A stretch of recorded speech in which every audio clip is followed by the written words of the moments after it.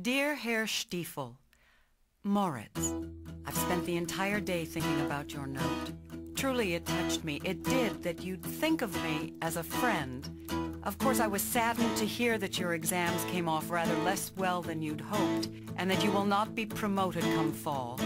And yet I must say straight away that fleeing to America is hardly the solution. And even if it were, I cannot provide the money you request. Well, fine. Not like it's even worth the time. Hi. We're backstage at the Spring Awakening National Tour stop in Denver speaking with Colorado native Angela Reed, who plays all of the adult women in the 2007 Tony Award-winning Best Musical. Welcome home. Thank you.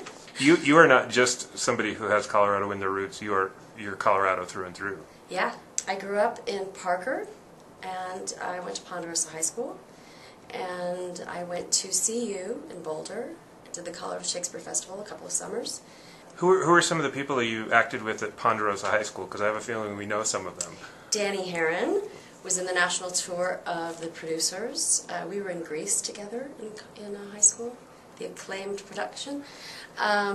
Also, Eric Gunnis was in The Producers on Broadway in the same role that Danny did on the road.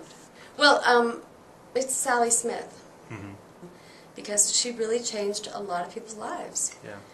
Yeah, she opened up the theater department to the geeks and the hicks and the athletes and the nerds. It really became an all-inclusive department.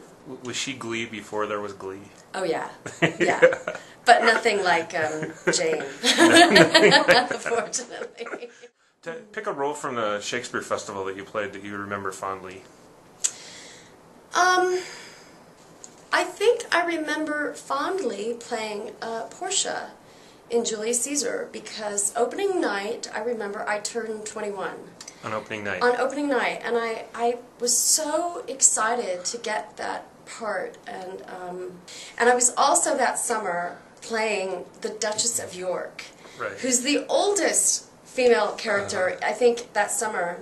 She has a line where she says, "These 80-odd years," you know, and she sticks her cane in the face of her evil son. And I was playing Portia and the Duchess of York, and when I saw the casting, I wondered what the hell they were thinking, but that's what happened. I too turned 21 in Boulder, but my story involves... And survived it. It ends with me rolling down Flagstaff Mountain. So barely, yeah, you barely survived. I did survive, perhaps, but this is about you.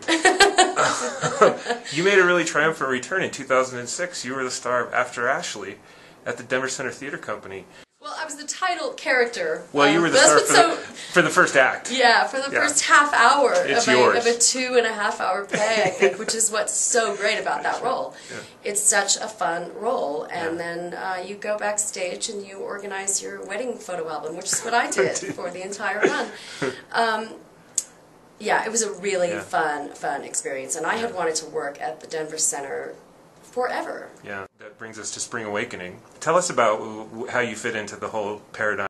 Well, yeah, as you said, I play 5 different women, and people talk about the adults as being all evil, and but my favorite role is Melchior's mother, who I think is the light, you know, that we can see amidst this repressive society. Yeah. She's the one mother who actually teaches her son some information about sexual education. Well, she certainly encourages him to think for himself. Yeah. And to follow his heart and to be open to things, and she's very progressive. Yeah. In an unprogressive society. Yeah. And sadly, in the second half of the play, we see that it doesn't work to her advantage. Yeah, it's great fun. I mean, first of all, this is my first musical since Grease in high school. Really? Yeah. I don't do musical theater, and here I am doing a musical. By the way, I'm not making this up. Back at the office, I actually have a poster of your Grease cast. Come on. Because of a story we wrote about Ponderosa High School. They gave me that picture to run in the paper, but it was too big to do anything with it. So I don't think I've ever seen it. I still have my Pink Ladies jacket. Nice. I do. It's hanging in my parents' closet. But we digress again. Yes. Spring Awakening has had a profound effect on young people throughout the country. Well, it's just timeless. I think young people really identify with these characters. Yeah. They really identify it. You know, we're in 2009, and you'd think that kids kind of know everything there is to know about sex, about the world, about growing up. But they're still getting their information from places and sources that are not altogether reliable. Right. And they don't necessarily teach them anything about the emotional impact of the changes that they're going through. Yeah. And when they watch a character like Moritz, who's struggling so hard to fit into a world that he just doesn't fit into, and he struggles at school, and he struggles at home, and he struggles with, you know, coming into adulthood, it's heartbreaking. It's funny. It's really funny and heartwarming, and also heartbreaking. Yeah. For young people who just think theater's not cool, Yeah. whatever, they're finding a love for theater in the show. What does the show have for those kind of kids?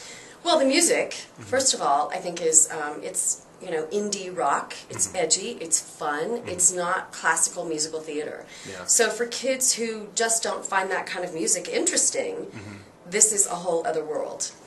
So I think they enjoy that a lot. And I don't think we've ever seen a musical with, you know, 15 people up there who are the average age of, you know, 18 or 19. It Right. just doesn't happen. Right. You know, even Rent, you know, is on the road now, and I think the average age of that cast is about 30. Yeah, Not yeah. that it's supposed to be, but like, these kids are young. I could see acne. I couldn't believe it. Yeah. And Michael Mayer encourages them Yeah. to get acne. I mean, Right. he wants them to look like kids. Can a director no do makeup, that? nothing. Yeah. Can he bring I on think Michael Mayer can acne? do it. Yeah. That's power. yeah. He's good. He's good. That's yeah. fine. Well, I'm sure you won't be surprised to hear that some of the mail that I've gotten from readers, there's always an element of those people who say, you know, sex outside the marriage contract should be condemned, period. What would you say to them to try to open up their minds? I don't know. I'd say remember when you were that age. It doesn't necessarily mean that you are going to act on your feelings, but at 15, 16, 17, there's a lot going on inside of you, and I think that this musical just shows it. It shows it in a way that has never been shown on stage before. We see it in television, we see it in film constantly. You'd have to be completely blind and completely out of touch to think that your children or society's children are not going through these things. Yeah. But ultimately, the musical's not really for them anyway.